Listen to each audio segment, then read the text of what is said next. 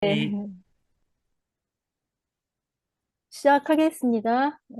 브로델은 이제 이 책에서 그 15세기에서 18세기 서유럽을 중심으로 그러니까 자본주의가 언제, 어디서, 어떻게 태어났는지를 밝히고 있는데, 그러니까 그러기 위해서 이제 한 400여 년 동안의 서유럽을 중심으로 이제 해서 서술을 하고 있고, 그렇지만 동유럽과 중국, 일본, 뭐 또 인도, 이슬람 지역, 아메리카 대륙 이런 쪽도 이제 살펴보기는 해요. 그래서 오늘 세 권 중에서 1권 일상생활의 마지막 편인 도시입니다. 네. 도시 그 자체 강제적인 그 분업 없이는 도시가 존재할 수가 없고 도시가 없는 지역 시장 혹은 전국 시장도 없는데 도시가 없다면은 그 세계에 대한 개방이나 원거리 교역도 존재하지 않게 되겠죠. 어떤 도시들은 지배적이고 어떤 도시들은 종속적이거나 예속적이지만 이것들 모두는 서로 이렇게 연결이 되어 있고 전체적으로 보면은 개서제를 이제 이루고 있습니다. 경량급 도시로부터 중량급 도시까지. 도시는 인구 밀도에 따라서 여러 유형으로 나뉘는데 그 중량급 도시를 보면은 그러니까 사람들이 엄청나게 모여 있고 집들도 이렇게 벽과 벽이 서로 그러니까 막 이렇게 붙어 있을 정도로 인구가 비정상적으로 집중되어 있는 도시를 중량급 도시라고 볼 수가 있는데 그 책에서 카이로 이제 얘가 나오죠. 잠깐 보면은 이제 이 도시에 사람하고 차량들이 다 얽혀가지고 있는 것을 볼 수가 있습니다. 이렇게 인구가 많습니다. 카이로. 책에는 사람들의 파도가 들끓는 바다를 이름이라고 표현을 했어요. 이에 반해서 이제 인구가 굉장히 적은 도시를 경량급 도시라고 하는데 그 큰 도시의 외곽 지역보다도 더 적은 인구. 그 예로 러시아의 거대한 마을들이라든지 이탈리아의 메초조르노라든지 그러니까 경제적으로 저개발 상태에 놓인 이탈리아 남부 지역이에요. 그 남부 안달루시아의 농촌 도시들이라든지 자바섬의 산골 마을들 이쪽은 이제 인구가 별로 없고 경량급 도시입니다. 그 도시로 결정되는 것은 이러한 수치만의 문제는 아니기 때문에 많이 모인 마을들이 모두 도시로 발전되는 것은 아니고 도시가 도시로서 존재하기 위해서는 그러니까 그 주변 마을 지역이 도시 시장에 상품들을 쓰게 하고 또 도시로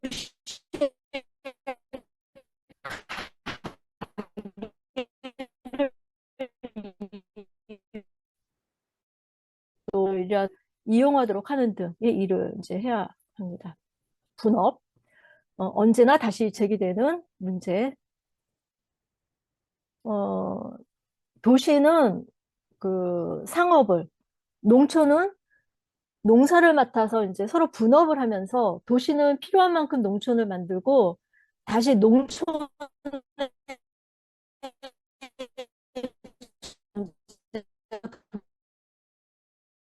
도시를 만들어내 거의 필요한 도시와 농촌이 동시에 발달을 하게 되는데 도시와 농촌은 이 공존관계이기 때문에 농촌이 도시보다 언제나 앞서 만들어지지는 않아요.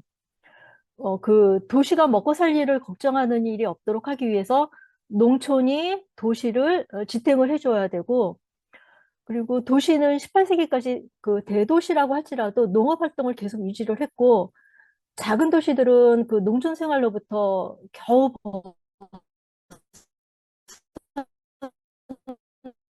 벗어나는데, 농사라든지 포도 재배라든지 이런 걸 완전히 농촌에다 넘겨주지 않았고, 농촌 또한 그 도시에다가 자신이 가지고 있는 그 산업 활동들을 전적으로 맡기지는 않았어요. 그러니까 농촌은 도시에 맡기면은 그대로 가지고 있었고, 그 장인들은 도시로 가지 않고 계속 농촌에 남아 있었어요. 그러니까 도시는 농촌의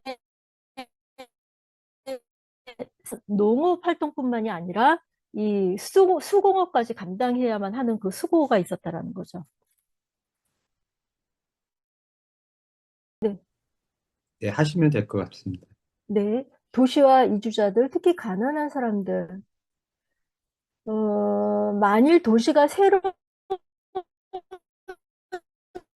인력을 받아야 하는 거죠. 인구가 감소가 되니까. 그러니까 도시는 새로운 사람들을 받아들이고 가난한 이주자들은 이제 자유라든지 더 나은 생활과 임금을 쫓아서 도시로 모여드는데 이것뿐만 아니라 그러니까 농촌이나 다른 도시 그러니까 더 이상 그들을 원하지 않아서 그 내쫓았기 때문이기도 해요. 그러니까 그 미셸 푸코의 광기의 역사라는 책을 이제 읽어보신 분들은 알겠지만, 이때 그 15세기, 여기 이제 그런 게 잘 나오죠. 도시에서 이제 그 환자라든지 뭐 경범죄라든지 뭐 극빈층들을 이렇게 다 밖으로 내쫓는 이제 그런 게 그 이 광기의 역사, 여기에 조금 내용이 잘 나와 있어요. 네.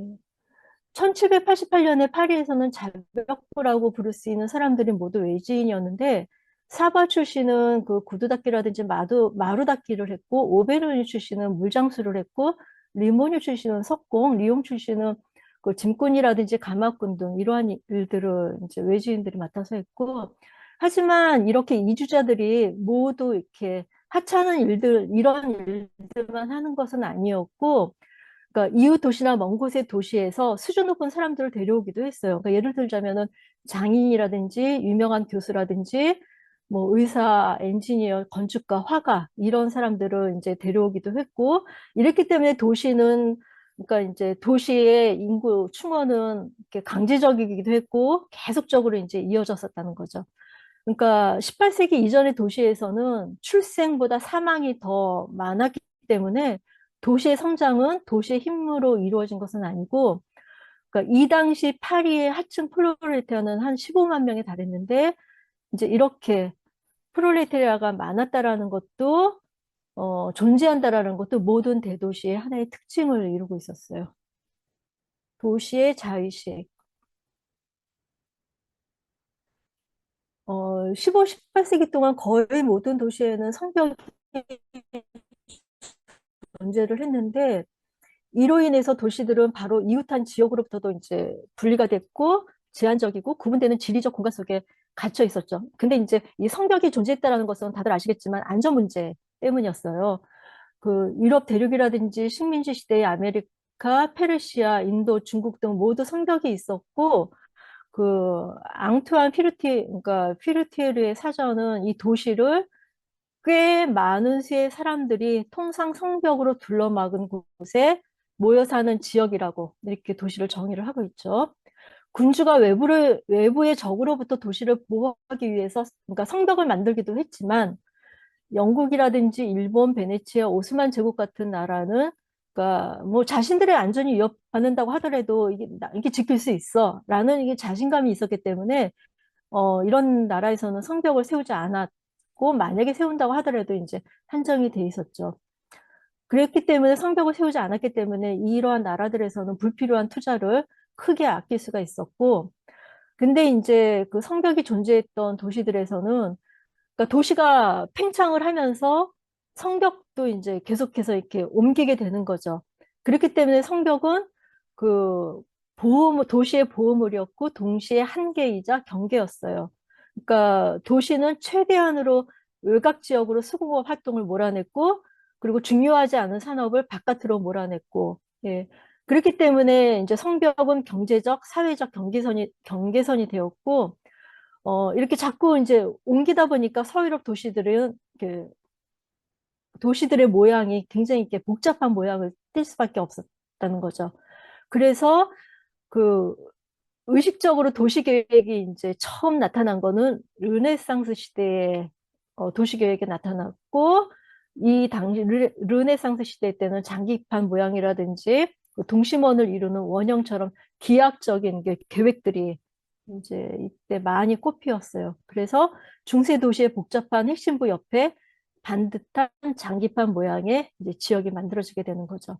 세계적인 차원에서 보면은 중국이라든지 한국, 일본, 인도, 식민지 시대 아메리카 도시들은 장기판 모양의 구성을 하고 있고 이슬람 문명이라든지 중세 유럽 문명은 복잡하고 불규칙적인 구성을 하고 있습니다. 서유럽 도시 대포 차량. 15세기부터 서유럽 도시들은 그 인구가 이제 증가하고 대포가 발달하면서 그 성벽의 무력화라는 이제 커다란 어려움에 직면하게 되는데, 그 예전에 성벽 대신에 이렇게 반쯤 땅에 묻혀 있고 보루와 그 이제 그 주위에는 평지를 갖춘 카발리에 방식의 넓은 성체로 이제 바뀌게 돼요. 이제 이렇게 성체를 만들게 되면은 포탄을 맞더라도 이렇게 푸석푸석한 흙 때문에 이제 피해가 줄기 때문에 카발리에 방식으로 성체로 이제 만들게 됐지만, 그렇지만 도시 이제 이게 움직이기가 힘들게 되니까 도시의 팽창은 어려워졌고, 그래서 대안으로 이제 그 수직 방향으로 건물들이 이제 올라가게 되는 거죠. 5층, 6층, 7층, 심지어는 10층까지도 이렇게 올려 짓게 됐어요. 그래서 제노바, 파리, 에든버러 등지의 집들은 고층으로 짓게 되고, 그렇기 때문에 땅값은 이제 계속해서 올라가고, 어디서나 이제 높은 집들이 등장하게 되죠. 하지만 그 성벽이 없는 베네치아는 편안하게 팽창할 수가 있었고, 그 말뚝을 땅에 박고 거룻배로 실어온 돌들을 이제 부으면은 새로운 도시구역이 생기고 이제 이렇게 된 거죠. 유럽에서 16세기에 마차가 대량으로 사용하기 시작이 되면서, 그러니까 도시는 이제 교통 문제를 해결해야 되기 때문에 또 전체적으로 이거를 바꾸게 돼요. 그래서 그 브라만테는 로마의 산피에트로 광장 주변 구시가를 이제 부수었고, 피에트로 디 톨레도는 나폴리로 관통하는 대로들을 이제 개통을 했는데, 제노바에서는 1547년에 곱게 뻗고 화려한 세기를 이제 개통을 했어요. 그리고 교황 식스투스 5세는 로마의 여기 포폴로 광장 다 아실 거예요. 여기서부터 출발하는 세계의 큰 중심로를 이제 대로를 뚫었어요. 네. 잠깐 그 여기 사진을 보면은 이게 포폴로 광장이고, 여기 이제 길게 이제 도로가 뚫린 거 보이시죠? 길이 그리고 도시 간의 연결. 위치상 이제 유리한 특권은, 그러니까 위치가 이제 유리하다. 그러면 도시가 융성하는데 이제 이게 필수 불가결한 요소죠. 전 세계적으로 보아서 단거리 교육에 대해서는 장거리 교육에 대해서는, 그러니까 중국의 광저우만큼 조건이 좋은 곳이 없는데, 이 광저우가 18세기에 큰 성공을 거두게 된 것은 이제 그 유럽과의 무역을 될 수 있으면은 멀리 남쪽으로 쫓아내려는 청나라의 이제 바람 때문이기도 했다고 합니다. 그리고 무수히 많은 소도시들이 존재하는 건 역시 일차적으로는 지리, 그리고 이 당시 수송 속도를 연결해서 설명할 수가 있는데, 그 15세기 독일에 존재하던 3천여 도시들은 남부와 서부에서는 서로 간에 뭐 4, 5시간의 거리, 그리고 북부와 동부에서는 7, 8시간 이제 거리 정도 떨어져 있는 이제 이 도시들이죠. 그리고 각각의 지역에는 그 중심지마다 시장이 이제 따로 있게 된 거죠. 그래서 베네치아에서는 리알토 광장에 그 큰 시장이 세워졌었는데, 그 오늘날 그 리알토 시장을 보면은 이런 모습이 있습니다. 그리고 여기뿐만이 아니라 산마르코 광장에도 또 이제 시장이 있었다. 산마르코 광장이 이제 여기에 시장이 들어선 거죠. 예. 그 도시답게 만드는 중요한 요소는 시장인데, 그러니까 이 시장이 있기 때문에 많은 사람과 재화가 이제 모이게 되는 거죠. 예. 그러니까 사람과 재화가 모이지 않는 도시는 없고, 그 도시는 가깝든 멀든 주변 지역으로부터 사람과 재화를 이제 공급받을 수가 없는 거죠. 이 시장이 도시에서 중요하다. 예, 그 이야기입니다. 도시의 위계, 대규모 중심지로부터 일정한 거리를 두고 이제 반드시 소도시들이 생겨나게 마련인데, 그 수성 속도가 공간을 규정할 수밖에 없기 때문에 여기에 따라서 이제 일정한 규칙성을 가지고 정박지가 이렇게 생겨나게 돼요. 그러면서 이제 소도시들이 생겨나는 거죠. 대도시가 중소도시들을 필요로 한다는 것은 마치 대도시가 2차적인 도시들을 후광처럼 거느리고 있는 것과 같았는데, 그 피렌체에 대해서는 리보르노가 그랬고, 카이로에 대해서는 알렉산드리아나 뭐 스웨즈가 그랬고, 알레포에 대해서는 트리폴리나 어 그리고 알렉산드레카, 그리고 메카에 대해서는 그 제다가 이제 뭐 그런 예로 들 수가 있습니다. 도시와 문명.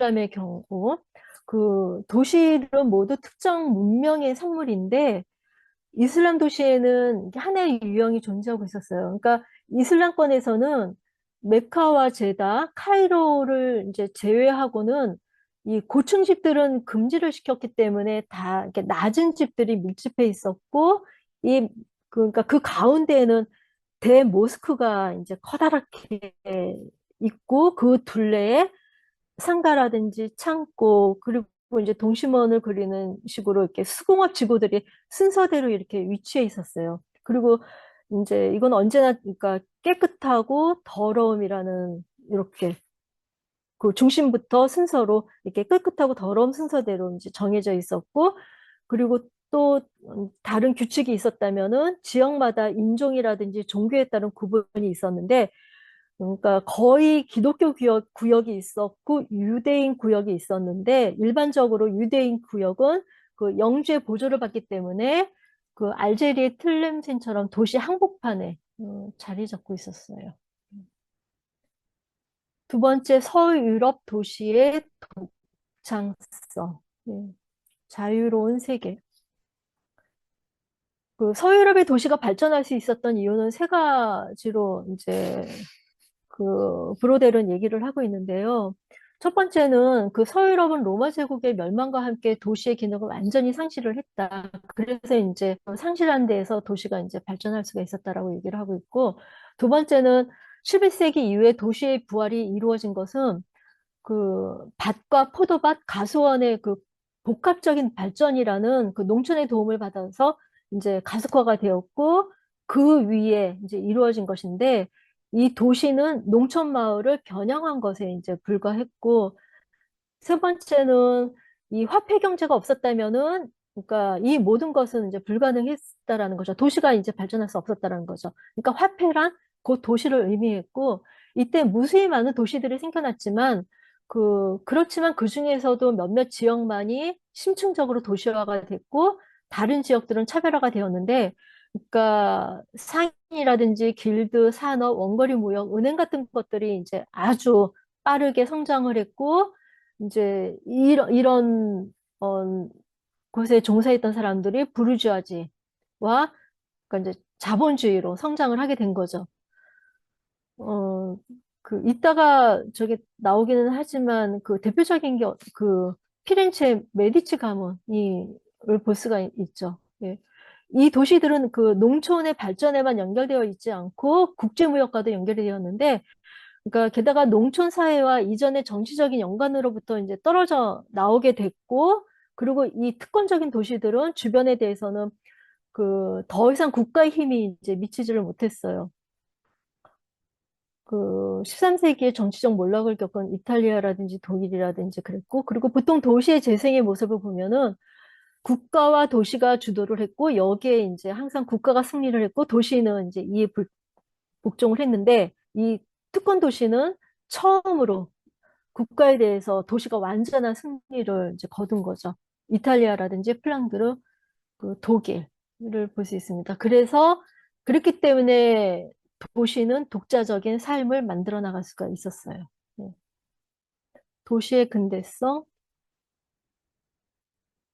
독자적인 삶을 사는 도시들은 자유에 기반해서 독창적인 이제 문명을 건설을 했고 새로운 기술을 보급을 했는데 재정의 영역에서는 조세라든지 금융업, 공공 크레딧, 세관, 그리고 이제 공채도 그 도시 안에서 이제 발명을 했고, 1167년 베네치아의 몬테베큐에서 최초 공채를 발행을 했다고 해요. 그러니까 도시들은 여러 산업과 길들을 이제 재조직했고, 그리고 원거리 무역이라든지 환업, 상업회사, 부기 등을 이제 고안하거나 재고안을 했고, 이걸 바탕으로 해서 도시들은 이제 계급투쟁을 시작을 한 거죠. 그러니까 겉으로 봤을 때 도시는 하나의 공동체로 보이지만 이 내부로 본다라면은 그 갈등이 있었고 그 전쟁을 내포하는 근대적 의미의 그 사회였기 때문에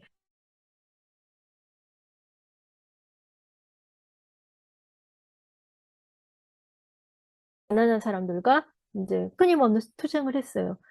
음, 그래서 내부적으로 갈라져 있어도 바깥 세계의 적들에 대해서는 또 합쳐서 공동으로 대결을 했죠. 그러니까 좀 자기 시민이 아닌 세계에 이제 대항을 하게 되면서 그래서 도시는 서유럽 최초의 조국이었고 이때 이제 애국심이라는 것이 이제 형성이 되는 거죠. 그 베르너 존바르트는 이 사회 탄생 및 새로운 심성의 탄생을 매우 강조를 했는데, 그러니까 내가 틀리지 않다면 처음으로 완벽한 부르주아를 보게 되는 것은 18세기 말경의 피렌체이다. 예. 서유럽 초기 자본주의 새로운 심성이 이제 이때 자리를 잡아갔고, 그것은 규칙, 가능성, 계산, 부자가 되는 방식이었으며, 동시에 살아가는 방식이었다. 상인들은 자신의 소득에 맞추어서 지출을 이제 계산을 했고, 수익을 쫓아 투자를 했고, 그리고 자신의 시간을 아꼈다. 시간이 곧 돈이다라는 말이 나온 거죠. 서유럽에서 자본주의와 도시는 예, 그 근저는 이제 같다라고 볼 수가 있죠. 예.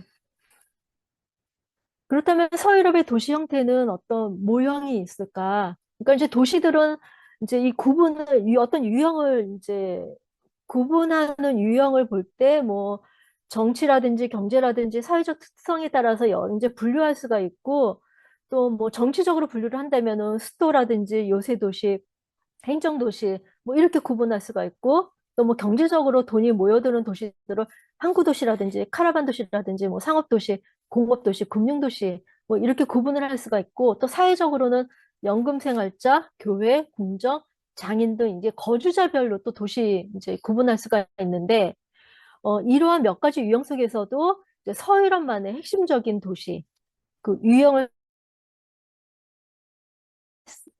할 수 있다라고 해서 세 가지 유형을 제시를 했는데 그 A 유형으로 그 이제 어 개방적인 도시를 보면은 주변 지역과 구분이 되지 않고 혼동되어 있는 도시. 그러니까 고대 그리스나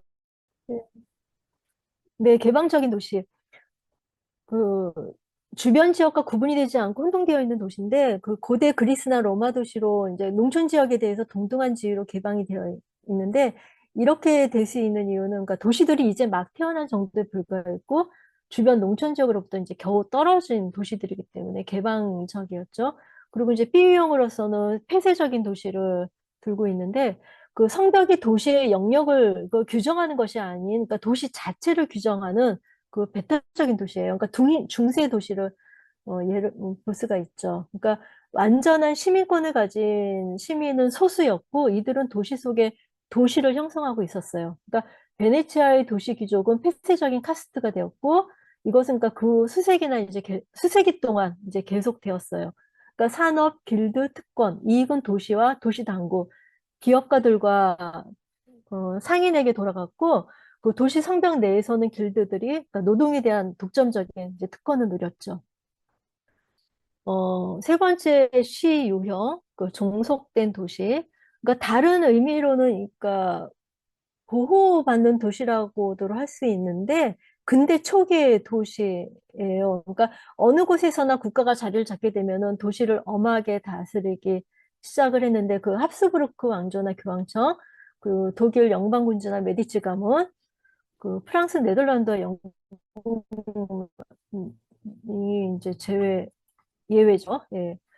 그 메디치 가문은 잘 아실 거예요. 그러니까 이제 메디치 가문은 그 로렌초 시대 때 그 피렌체를 그러니까 아주 세련되고 우아하게 이제 피렌체를 이제 지배를 했죠. 그 어마어마한 그 돈으로 이 당시에 그러니까 이제 그 미켈란젤로의 그 천지창조라든지 레오나르도 다빈치 모나리자라든지 뭐 보티첼리의 비너스의 탄생 이라든지 뭐 이런 데다가 이제 돈을 엄청나게 투자를 했잖아요. 그러니까 그 미켈란젤로가 그 조각상 만드는데 근육하고 힘줄 뭐 잘 이해할 수 있도록 해부학을 공부했다라고 하는데 이 로렌초가 그 할 수 있도록 뭐 시체도 사주고 매달 얼마 돈도 대주고 이제 그래서 이 당시에 뭐 그런 뭐 음악이라든지 예술이라든지 발전을 해서 르네상스가 이제 태어나게 된 그 기반을 마련했다라고 이제 해요. 그러니까 그 여기 그 메디치 가문이 다니던 그 회랑 다들 아시죠? 그 이게 이제 그 안전을 위해서 자기네들만 다니던 여기, 회랑인데, 그동안은 이게 공개가 안 됐었대요. 일반인들 25년 올해 기사인데, 이때 이제 비밀 통로가 공개가 올해부터 되나 봐요.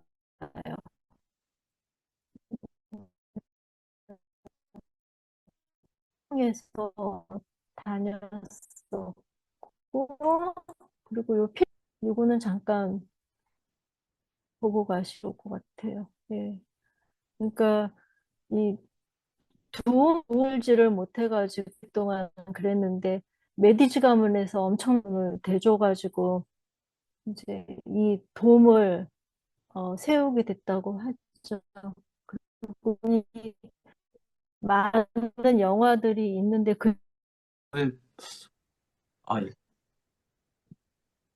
예, 스페인에서는 그 도시의 그 지사가 국왕이 원하는 대로 도시 공동체들을 이제 복종을 시켰고, 그 프랑스에서는 그 시의 행정 자치와 여러 다양한 조세 등의 특권을 누리는 그 국왕 특령시들이 설립이 되었지만, 그렇지만 그래도 이들은 이제 국왕 명령에 따르고 있었고, 파리 역시 국왕의 재정을 도와서 소위 파리 시청 보증 채권이라는 이 거대한 사업을 이제 담당해 주었죠. 그러니까 이렇게 국가가 도시를 보호한다는 이유로 종속시키는 것이 이제 흔한 시대였어요. 예.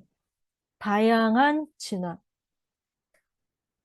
어, 그 식민지 시대의 라틴 아메리카 도시들을 보면은, 그러니까 이 라틴 아메리카 도시들은 그 영국 식민지 도시들하고는 성격이 아주 다른데, 영국 식민지 도시들은 그 특권 계층이 모여 사는 그 중세적인 도시들인 반면에, 그 멕시코라든지 리마, 산티아고, 뭐 살바도르를 제외한 라틴 아메리카 도시들은 이제 고대적인 성격을 띠고 있었어요. 그러니까 그렇기 때문에 라틴 아메리카에서는 상업적인 도시들은 거의 없었고 도시와 농촌 사이에 이제 구분이 없었고 서로 나누어 가질 산업도 없었던 거죠. 그러니까 이 도시들은 누구로부터도 이제 간섭받는 일이 없이 스스로를 다스렸고 지주가 이제 지배자였어요. 그러니까 브라질의 도시 그 시의회 재상가나 스페인 시의회에 속하는 그 농장주 아센다도스가 이런 사람들이었죠. 그러니까 그 다음에 러시아의 도시들을 보면은 이따가 네네. 이제 조금 자세하게 나오기는 해요. 몽골의 침입이라는 끔찍한 재앙이 이제 지나간 뒤에 그 모스크바 공국에서는 여전히 남아 있거나 새로 생겨난 도시들은 이제 서유럽하고는 같은 시간대를 살지를 못하고 이제 다른 시간대로 이제 살아가고 있었죠. 앞부분에서 말씀드렸지만 느렸다라는 거죠. 그 도시화되는 게. 모스크바 공국 도시들은 거대한 농촌 세계에 대해서 이제 주도권을 가지지 못했고, 그 유복한 도시는 하나도 존재하지를 못했어요. 그리고 동양과 동아시아의 제국 도시들은, 그러니까 그 중국에서는 국가에 대항하거나 시골의 폭발적인 위력에 대해서 그 도시 전체를 대표할 만한 권위가 아무것도 없었어요. 그렇기 때문에 관리와 영주들이 사는 도시는 장인들의 것도 상인들의 것도 아니었고, 그 부르주아 계급이 편안하게 성장하지를 못했어요. 음. 대도시들. 대도시는 오랫동안 동양과 동아시아에서만 볼 수가 있었는데, 근데 이제 그 16세기와 그 이후 두세 시기 동안 대도시들은 서유럽에서 발달을 했고, 이제 발달을 했고 또 이 도시가 아주 중요한 역할을 했는데, 국가의 책임, 그 국가가 성장함에 따라서 도시도 이제 성장을 했고, 그렇기 때문에 런던과 파리는 최초로 포장도로라든지 가로등이라든지 뭐 증기 펌프라든지 상하수도 시설, 그리고 이제 번지수를 매긴 주택 등, 주택 이런 것들을 이제 갖추게 된 거죠. 그 16세기만 하더라도 인구 증가가 모든 도시에 대해서 이제 영향을 미쳤는데 17세기에는 그 정치적인 이제 영향이 컸어요.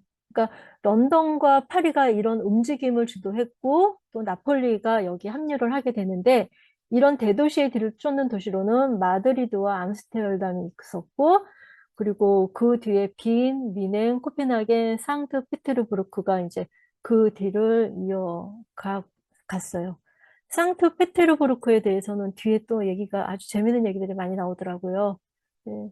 다만 아메리카만이 이제 이런 움직임에 뒤처져 있었고, 포토시가 이제 큰 성공을 거둔, 뭐, 1600년경에 인구가 10만 명이었대요. 거둔 것은 이제 일시적으로 광업이 크게 발달했기 때문이었습니다. 동양과 동아시아에서의 도시 발달은 이제 강력한 이제 정치적인 영향이 컸죠. 16세기부터 인구가 70만 명이 된 것으로 보이는 이스탄불의 뒤에는 오스만 제국이 있었고, 1793년에 인구가 300만 명이었던 베이징 뒤에는 거대한 통일 중국이 있었고, 그 델리 뒤에는 거의 하나로 통합된 인도가 있었어요. 그러니까 군주의 영향이 큰 도시로 이제 군주의 영향이 컸던 도시로는 인도를 볼 수가 있는데, 군주가 수도를 버리면은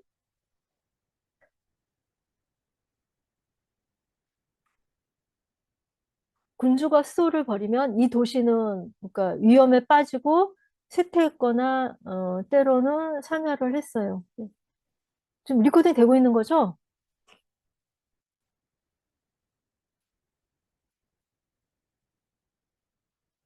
일본의 도시는 그 유럽의 발달과 유사한데 일본의 그 17세기는 오사카의 세기이고 부르자의 세기라고 이제 할 수가 있어요. 그러나 그 곧 에도가 더 중요하게 됐고 에도는 쇼군의 수도였고 또 행정기관과 부유한 지주들이 집중해 있는 독재적인 도시였습니다. 도시들은 그렇다면 어떤 역할을 했는가? 대도시들은 그 국가가 방대하고 중앙 집중화되어 있을수록 그러니까 도시에 많은 인구가 이제 거주를 했는데 중국 제국 하노버 왕조의 영국 루이 14세와 세바스티앙 메르시에 시대의 파리, 암스테르담을 이제 보면은 알 수가 있어요. 그러니까 이 도시들은 엄청난 낭비를 했고 경제는 단지 외부로부터의 도움에 의해서만 균형을 이루었는데 그렇다면은 이제 어떻게 이 도시들이 근대 국가를 만들었을까? 그것은 바로 전국 시장을 만들었기 때문이라는 거죠. 네. 그 시장이 있었기 때문에 이제 그러니까 불평등이 이제 생겨나는 거죠. 예, 잠시만요. 불균형적인. 그 레코딩이 안 되고 있는 것 같은데요? 레코딩 되고 있는 것 같은데 빨간 거 올라와 있는데 레코딩. 아, 그냥 그래요? 계속 되든 안 되든 계속 하면 안 될까요? 너무 그 흐름이 끊어지니까. 끊겨가지고. 알겠습니다. 예. 불균형적인 세계. 예. 그 암스테르담, 런던, 파리의 이제를 보겠습니다. 암스테르담을 보면은 그 도시들은 내부로부터나 외부로부터 또는 양방향 모두로부터 이제 그 수지의 균형을 이루어야 되는데 그중 이제 가장 좋은 사례가 암스테르담이었어요. 그러니까 암스테르담은 빠르게 성장을 이제 하면서도 그러니까 1530년에 3만 명, 1630년에는 11만 5천 명, 18세기에는 20만 명까지. 그러니까 이제 빠르게 성장을 했지만 사치보다는 복지를 추구했고 또 이성적인 방식으로 거주 지역을 확장을 했어요. 그러니까 아주 좋은 예죠. 그러나 시의 남서쪽 구역은 기초공사가 잘 되지 않았고 운하가 좁아서 이 구역 전체가 그 수면보다 더 밑에 위치하게 되었어요. 그렇기 때문에 이쪽으로 포르투갈과 스페인 출신의 유대인들 및 마라노 이주민들, 또 프랑스를 떠난 위그노드, 또 그 밖에 여러 다양한 지방 출신의 가난한 사람들 이제 이렇게 와서 그쪽에 거주를 했기 때문에 그쪽 지역들은 그 프롤레타리아 거주 지역이 되었습니다.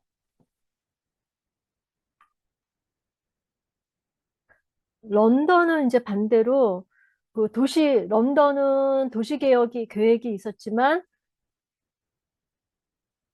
제대로 실행을 하지 못했고 결국 제멋대로 이제 막 확장을 했는데 이렇게 런던이 거대하게 확장할 수 있었던 이유는 상업이었어요. 그렇지만 이윤만으로는 부족을 했고 실질적으로 런던을 먹여 살린 것은 상중 하급 관리들이었어요. 그리고 또 다른 사람들은 또 귀족이라든지 젠틀이 그리고 이제 국제 소유자들이었는데 이제 이러한 결과들 때문에 그러니까 런던은 그 불평등이 이제 생긴 거죠. 파리를 보면은 한창 중일 때는 이제 성벽을 깨뜨렸고 그리고 차량 운행에 맞춰서 이제 거리들을 고쳤는데 그 광장을 정비하면서 그 거대한 소비 대중을 이제 끌어모았고, 어, 이런 파리 모습을 본 캉티용은 이제 도시의 부는 활락을 부른다라고 말을 했어요. 나폴리 왕궁으로부터 메르카토 시장까지. 그 나폴리는 런던, 파리, 이스탄불 다음으로 유럽에서 가장 큰 네 번째로 이제 큰 도시였는데 이 도시는 부유한 사람들의 수보다 가난한 사람들의 수가 이제 비정상적으로 많았어요. 그러니까 그 두 번째만인 보르고 디 카야 방향으로 부유한 사람들이 있었고 그 라르고 델 카스텔로에서 시작해서 메르카토까지는 가난한 사람들이 거주를 했는데 이 가난한 사람들이 너무 많았기 때문에 나폴리는 이들 모두를 먹여 살릴 수가 없었고 이 이제 가난한 사람들 위해서 상층 사회가 이제 군림을 했는데 이게 어느 정도였냐면은 교회가 나폴리 왕국의 토지 재산 중 3분의 1을 이제 가지고 있었고 3분의 1 중에 그러니까 이제 귀족은 9분의 2를 소유했고 그렇다면은 이제 그 농촌의 최하층민한테는 전체에서 9분의 1만 이제 가지게 된 거죠. 1790년에 상트 페테부르크 그 어, 상트페테부르크는 차례에 의해서 이제 세워진 도시인데 아시다시피 그러니까 러시아 최대 항구 도시잖아요. 이 상트페테르부르크가 그리고 이제 이 생트페테르부르크라는 이름은 그러니까 표트르 1세가 1712년에 성 베드로의 도시라는 의미로 이제 이렇게 이름을 지었는데 이게 그 1918년 소비에트 당국이 수도를 이제 모스크바로 옮기면서 이제 그 수도 지위를 잃게 되죠.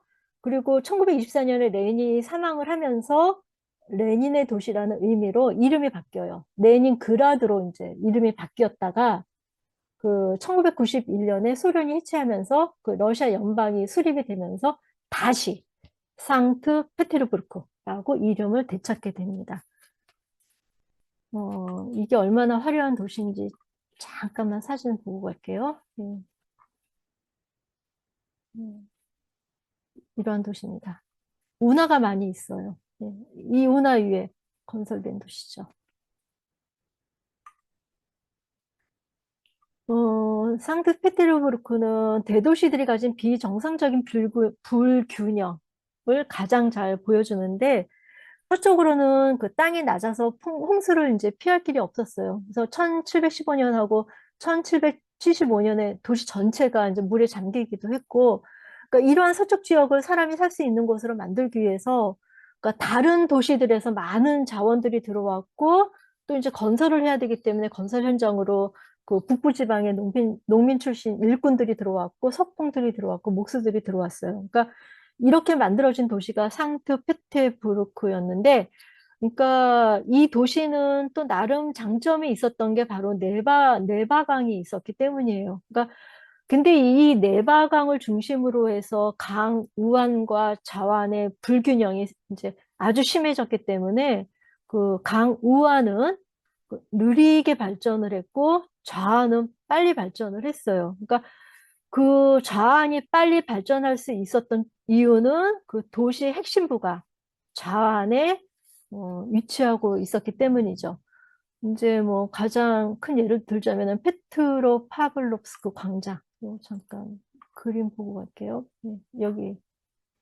여기 이제 그 페트로파블롭스크 이제 요새 지금 요새.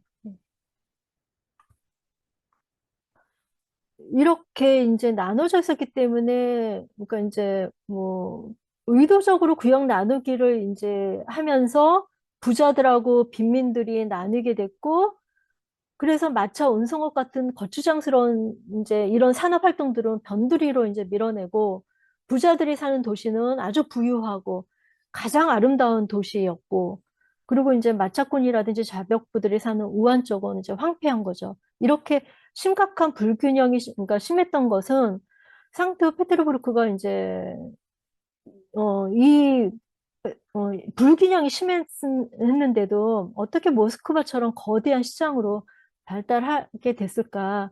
그러니까 시장이 한 곳에 모이고 도시가 발전하면서 많은 인구가 이곳으로 유입되었기 때문입니다. 그러니까 그렇기 때문에 다양한 민족으로 상트페테르부르크는 이제 구성이 되었고 많은 민족의 뒤섞임이 있었고 그렇기 때문에 이 도시의 독창성이 되었습니다.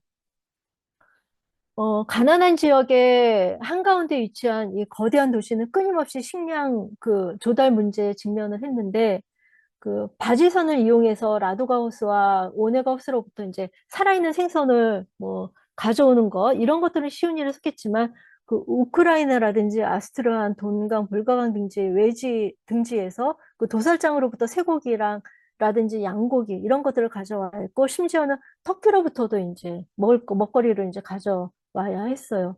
그리고 고질적인 적자는 제국 재정이라든지 영주의 엄청난 수입으로 이제 보전을 했습니다. 이제 베이징입니다. 여러 도시들을 통해서 각국의 도시들이 누리는 사치의 부담은 이제 뭐 당연하죠. 언제나 다른 사람한테 전가될 수밖에 이제 없다라는 건데 어느 도시도 자기 손으로 하는 노동만은 그러니까 이제 살 수 없었기 때문에 그 부담은 언제든지 다른 사람한테 전가될 수밖에 없는 거죠. 그리고 뭐 아시겠지만 베이징의 인구가 어마어마하죠. 그래서 이 책에 보면은 만일 미랄 하나를 던진다면은 그것은 땅에 떨어지지 못할 것이다. 뭐 이 정도로 이제 사람이 많았다라고 표현을 하고 있죠. 그러니까 인구가 이렇게 많았는데 황제의 거처 앞에서 사치를 과시하는 것은 불경한 것이기 때문에 그 부자들 집들도 포함해서 모든 집들은 낮은 층으로 되어 있었고 각각의 저택마다 이제 대로변으로 큰 문을 하나 내고 그 옆에 한인, 상인, 일꾼들이 이제 거처하는 작은 집 두 채를 두는 것이 이제 관습이었고 이 노변에는 상점이 줄지어 있었고 서유럽하고는 다르게 이 대로에서 상업활동이라든지 수공업 활동이 주로 이루어졌어요.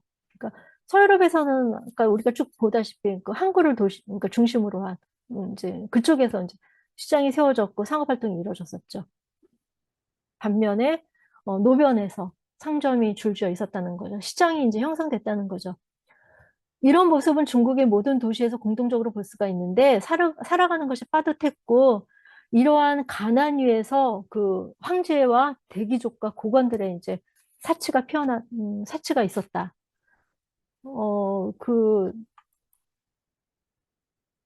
중국의 사치 하면은 뭐 대표적인 게 누구죠? 서태후의 이화원을 들 수가 있는 거죠. 있죠. 중국 저 여기 가서 구경하고 오기는 했는데 이 앞에 있는 게 곤명곤 그러니까 이 땅을 파가지고 만든 인공 호수 이 호수를 만들었고 여기서 판 호수 이제 흙으로 이 인공산을 만든 이게 만수산을 만들었고 여기에다가 이제 이 이화원 서태후의 별장을 만들었잖아요. 네, 이렇게 이들은 이렇게 사치스럽게 했지만 이러한 활동을 했던 사람들은 전부 다 가난한 사람들이었던 거죠. 그러니까 이렇게 황제의 궁전일이 어느 정도 규모였는지를 보여주는 것 하나가 황제가 거두어들이는 화폐 소득과 현물 소득을 볼 수가 있는데 궁성에 거대한 창고가 터져나갈 정도로 현물 납입이 됐다고 해요. 마지막입니다. 엘리자베스 1세로부터 조지 3세까지의 런던. 대표적인 대도시 런던은 엘리자베스 여왕 시대부터 모든 도시의 꽃이라 불릴 정도로 크고 아름다운 도시였지만, 계속해서 증가하는 가난한 사람들의 빈민굴과 해충은 정부와 이제 부자들을 불안하게 했고, 그렇기 때문에 새로운 건축에 대해서 이제 규제가 많았던 거죠. 근데 건축에 대한 규제를 하면서도 부자들한테는 이제 따로 예외를 두었어요. 그렇게 해서, 골목길은 이제 굉장히 복잡한 그물망을 이제 이루게 되었어요. 런던은 강에 의존하고 있었고, 런던이 반달 모양이 된 것도 이 강 때문인데, 강을 이용한 수송은 시간이 지나면서 점차 하류라든지 바다 쪽으로 이제 확장이 됐고, 그랬기 때문에 이쪽으로 사람들이 모여들면서 그 악명 높은 장소인 레드클리프라든지 석회 굽는 오븐과 가죽 제조소들이 있는 그 라임하우스 등 이제 이런 그 런던의 동부 지역은 프롤레타리아화가 이제 되어간 거죠. 반대로 런던의 심장부는 그 템스강을 따라서 발달한 이제 집과 거리, 광장이 이제 밀집해 있고, 이쪽은 옛날 성벽으로 둘러싸인 이제 시내 지역인 거죠. 네. 시내 구역만이 템스강변에서 이제 홀로 커간 것은 아니고, 그 런던보다 상류 쪽에 위치한 웨스트민스터라는 오래되었지만 이제 활기찬 도시가 있었는데, 이 도시는 의회하고 이제 재판정들이 자리 잡고 있었고, 여기에 귀족들의 이제 거주 지역들이 이제 만들어졌어요. 이 시내 구역과 웨스트민스터 지역에 사람들이 모이면서 또 시장들이 만들어지게 됐는데, 그 월요일하고 금요일마다 가축을 팔고 템스강 위에서 생선을 팔고, 그 시내 중심부 쪽에서는 육류와 가축을 이제 도매로 팔고 뭐 이제 이런 핵심적인 중심지들에서 술집이라든지 식당, 극장, 뭐 커피하우스 등이 생기면서 이제 사람들이 이제 모여들게 되죠. 그렇게 웨스트민스터는 귀족들이 거주하다 보니까 사치품, 상점들 위주로 이제 모이게 됐습니다. 17, 18세기의 런던은 동시에 이제 모든 방향으로 팽창하는 움직임을 보이면서 변두리에는 빈민굴이라든지 형편없는 오두막집들과 흉측한 업소들, 그리고 쓰레기가 쌓인 더러운 길거리들이 생겨났고, 그리고 도시의 주변 지역에서는 농촌이 이제 사라져 버렸고, 점차 두 개의 구역으로 이제 분화됐어요. 그러니까 이런 경향은 1666년 런던 대화제 이후에 더 가속화가 됐는데, 화재로 인해서 동부 지역으로부터 연기라든지 수증기, 악취가 이제 넘어왔고, 이런 것들을 피해서 부유층들은 서쪽으로 주거 지역을 이제 옮겨가게 된 거죠. 그래서 런던의 부는 서쪽으로 갔고, 동부와 일부 변두리 지역은 점점 프롤레타리아가 되었어요. 이렇게 런던도 다른 사람들이 이제 그 값을 치러주는 사치, 그러니까 이 가난한 사람들에 의해서 사치를 누리게 됐다라는 거죠. 일부 선택된 사람들 곁에는 항상 가난한 사람들이 모여 있는 등 불균형한, 불평등한 모습을 이제 볼 수가 있어요. 네, 도시와 새로운 인간의 예고. 그 거대 도시들에는 약점과 강점이 있는데, 장점은 대도시는 근대 국가를 만들었고 전국 시장과 국민을 만들었어요. 그러니까 이렇게 대도시에는 자본주의의 중심부에, 그리고 근대 문명의 중심부에 있었고, 근데 이제 그 문제가 되는 것은 앙시앙 레짐의 그 경제 성장이라는 거죠. 그러니까 심각한 그 불균등한 성장, 비합리적이고 빈생산적인 투자의회를 보여주는데, 하지만 많은 인구가 살고 부분적으로 기생적인 성격을 가지는 도시들은 이제 스스로 그렇게 형성된 것이 아니고, 이것은 사회, 경제, 정치가 이제 그렇게 되는 것을 또 허용을 했고, 또 그러한 방향으로 만들어 나갔기 때문에 이제 형성이 됐다라는 거죠. 이곳에서 사치가 줄기차게 이제 벌어졌다면은 그건 사회라든지 경제라든지 문화, 정치적 질서가 그렇게 형성이 됐기 때문에 그렇게 된 거고, 그렇기 때문에 이제 자본과 잉여가 다른 더 좋은 용도를 찾을 수 없어서 사치 쪽으로 이제 투하되었기 때문에 불균형이 심화됐다라는 거죠. 18세기 말에 점진적인 도시화가 정착되어 가면서 그것은 다음 세기에 더욱 가속화가 되는데, 75% 이상의 농촌인 앙시앙 레짐 세계가 무너지고 이제 쇠퇴가 됐고, 한편 대도시들만이 새로운 질서가 어렵게 자리 잡아가는 것을 확고하게 만들어준 것은 아니었는데, 그러니까 그 대도시는 상대적으로 늦었고, 오히려 새로운 시대를 연 것은 수많은 프롤레타리아급 소도시들이었다. 이상입니다. 수고하셨습니다.